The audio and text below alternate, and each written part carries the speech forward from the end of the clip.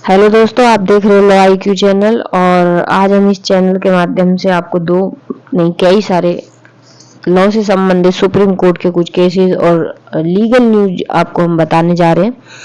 तो सबसे पहले ये है हिंदू धर्म स्थल के प्रबंध के अधिकार की मांग पर सुनवाई से इनकार। यानी कि जो हिंदू धर्म स्थल हैं उनके प्रबंध के अधिकार की मांग की गई थी सुप्रीम कोर्ट में, जिससे सुप्रीम कोर्ट ने इनकार कर दिया। और सुप्रीम कोर्ट ने क्या कहा इस पे कि जो प्रचार पाने के लिए दाखिल की गई, यानी कि जो ये याचिका है प्रचार को पाने के लिए की गई थी। ये हुआ क्या कि सुप्रीम कोर्ट ने बुधवार को एक याचिका थी उसमें सुनवाई करने से इनकार कर दिया। उसका कारण उसने बताया सुप्रीम कोर्ट ने, जिसमें मुस्लिम, पारसियों और ईसाइयों की तरह हिंदू, जैन, बौद्ध और सिखों को क्या था, अपने धर्मस्थल स्थापित करने, उनका प्रबंध करने और उनका रखरखाव करने का अधिकार देने की मांग की गई थी इस याचिका में। तो शीर्ष सुप्रीम कोर्ट ने क्या कहा कि इसे प्रचार पाने के उद्देश्य से जो याचिका दाखिल की गई है और इसको सुनने से इनकार कर दिया। VI चंद्रचूड़ की अध्यक्षता वाली पीठ ने कहा कि यह जो मामला है विधायिका के कार्यक्षेत्र में आता है। यानी कि उन्होंने कहा कि ये जो मामला आता है ये विधायिका के कार्यक्षेत्र में आता है और अदालत इसमें प्रवेश करना चाहती है। अदालत ने याचिकाकर्ता वकील अश्वनी उपाध्याय से कहा, आप समुचित याचिका दाखिल कीजिए। क्या ये राहत प्रदान कर सकती है? इस याचिका को वापस लीजिए और ऐसी प्रार्थना के साथ याचिका दाखिल कीजिए जिसे स्वीकार किया जा सके। तो ऐसी याचिका दाखिल कीजिए जिसमें कुछ दम हो। यह प्रचार पाने के लिए दाखिल की गई याचिका है, यह सुनवाई योग्य नहीं है, यह कहते हुए इनकार कर दिया और कहा कि मामला विधायिका के कार्यक्षेत्र का है, कोर्ट नहीं देना चाहती है उसमें दखल। याचिका में अश्वनी उपाध्याय ने धर्मार्थ दान के लिए, यानी कि धर्म पर दान के लिए एक समान संहिता की भी मांग की थी इस याचिका में। और देश भर में जो हिंदू मंदिर हैं उन पर क्या किया था, अधिकारियों के नियंत्रण का हवाला दिया था कि जो अधिकारी होंगे उनके नियंत्रण रहेगा। जबकि उसके विपरीत जो है कुछ धर्म है हमारे हिंदू, सिख, ईसाई, पारसी के विपरीत कुछ धर्मों के लोगों को क्या है, संस्थानों के प्रबंध की अनुमति दी गई है। अधिवक्ता अश्वनी दुबे हैं, उनके जरिए जो है दाखिल याचिका में उन्होंने कहा कि अनुच्छेद 26 के तहत, यानी कि आर्टिकल 26 के तहत जो अधिकार संस्थाओं के प्रबंध का अधिकार है सभी समुदायों के लिए प्राकृतिक अधिकार है, लेकिन हिंदुओं, जैनिक और बौद्ध और सिखों में सुविधा से वंचित रखा गया है। देश भर में 9 लाख मंदिरों में से लगभग 4 लाख सरकारी नियंत्रण में है। उसके बाद जो उसके नेक्स्ट हम देख रहे हैं, जैसे कि 8 हाई कोर्टों में 17 जज नियुक्त किए गए हैं। कैसे कैसे किए गए हैं ये हम देख लेते हैं।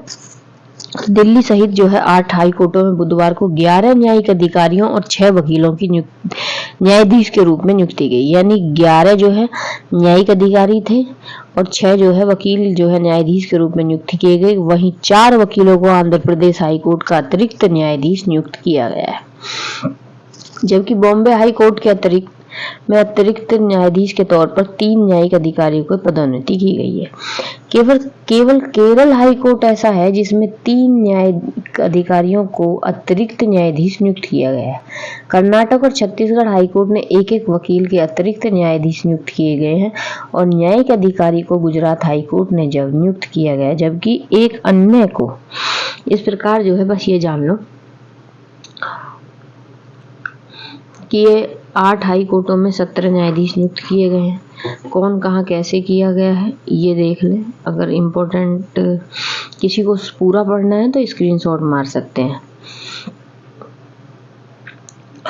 जो कोई कार्यकारी न्यायाधीश है उसको हाई कोर्ट का भेज दिया और सुप्रीम कोर्ट का वहाँ से किसका कहाँ ट्रांसफर हुआ है ये पूछा जा सकता है। और इलाहाबाद हाई कोर्ट ने एक महत्वपूर्ण टिप्पणी कहा कि पति पत्नी रिश्ते में नाखुश है तो उन्हें साथ रहने के लिए विवश ना करें। अगर कोई विवश करता है साथ रहने के लिए तो क्या है, वो क्रूरता है। जब लंबे समय से अलग रह रहे हों जोड़ा तो एक साथ लाने की बजाय उसका तलाक करा देना चाहिए, अधिक हितकर होता है। इस टिप्पणी के साथ कोर्ट ने पारिवारिक अदालत गुजरात गाजियाबाद द्वारा पति की तरफ से तलाक के लिए अर्जी दाखिल करने के संबंधित आदेश को रद्द कर दिया और दोनों के बीच हुए विवाह को भंग किया और साथ ही याची अदालत से बरी कर दिया गया। और उसके बाद हम देख रहे हैं, उसके नेक्स्ट हम देख रहे हैं रैपिडेक्स में साहिबाबाद में दुहाई डिपो तक का किराया 50 रुपये, यानी कि एक रैपिडेक्स मेट्रो टाइप यानी कि चलने वाली है। उसमें क्या है कि वो दिल्ली से मेरठ जाएगी ये कॉरिडोर। तो इसमें साहिबाबाद से अभी पहले दुहाई के लिए चलेगी, जिसका उद्घाटन आज 20 अक्टूबर को है, मोदी जी करेंगे। और उसके बाद में 21 तारीख से आम जनता के लिए शुरू हो जाएगी, जिसका कम से कम मिनिमम किराया 20 और 30 रुपये है। और इसमें 2 क्लास हैं और कम से कम डिपो तक का किराया यानी कि साहिबाबाद से डिपो का किराया दुहाई डिपो तक 50 रुपये है। इसके नेक्स्ट है कि पुत्र पत्नी सहित आजम खां को 7 साल की जेल हो गई। इन तीनों लोगों को 7 साल की जेल हुई है और 50-50 हजार रुपये जुर्माना है। कारण है कि जो आजम खां के पुत्र हैं अब्दुल्ला आजम को, जो MP MLA कोर्ट ने उनको क्या किया है, 7-7 साल की सबको सजा सुना दी गई है। उसका कारण था कि उन्होंने 2 जन्म प्रमाण पत्र के मामले में 2 जन्म प्रमाण पत्र बनवाए, यानी कि एक फर्जी जन्म प्रमाण पत्र बनवा कर अपने बेटे का उनको क्या किया था। ये पहले पूर्व विधायक रहे हुए हैं इनके बेटे अब्दुल्ला आजम के। और आजम खां जो है कौन है, सपा के उत्तर प्रदेश के महासचिव हैं, नहीं सपा पार्टी के महासचिव हैं।